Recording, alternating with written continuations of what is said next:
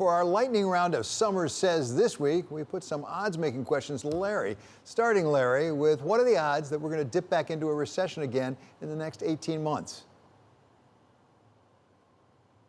30%. It could happen, David, because COVID gets worse much quicker than we think.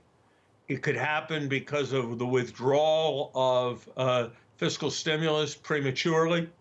And it could happen because we have a series of aftershocks in terms of layoffs, in terms of problems in the banking sector.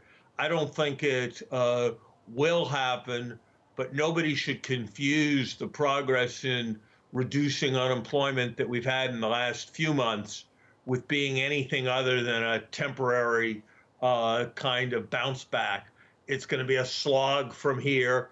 And when you're flying near stall speed, you often stall. So 35%. Okay, so second question, somewhat related, not the same as, let's talk about the stock market. I know you're an economist, not a market predictor, but at the same time, what is the low point? Given the S&P where it is today, what's the low point over the next 18 months? How much will it lose, do you think, go down? I think the market's probably going to be a little more volatile than it usually has been historically, and you'd kind of say that the market moves 15 to 20% in a year, and intra-year it can be a little worse. So my guess is that the low point over the next year to 18 months will be something like 20% below its current level.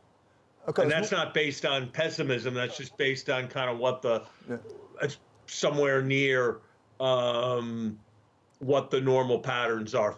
Maybe it'll be a bit better than that, since the fluctuation could go in the other direction. But I'd be a bit surprised if markets don't touch at some point a level distinctly below where they are right now. Okay, from markets, let's go to politics. What are the chances that we will know for certain who the President of the United States will be in the next term by December 15?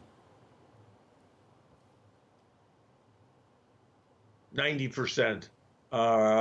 It will be a disaster for the country if we don't, because if we don't know and we're in doubt for over a month, when the outcome comes, people aren't going to accept it the way Democratic supporters of Al Gore accepted the outcome in December of 2000. And it's going to be a real problem for our democracy. Fortunately, my guess is that the election will not end up being that tremendously close, and so I'd expect that this will get worked out well before December 15th. But even the 10% chance that I assign is really very scary.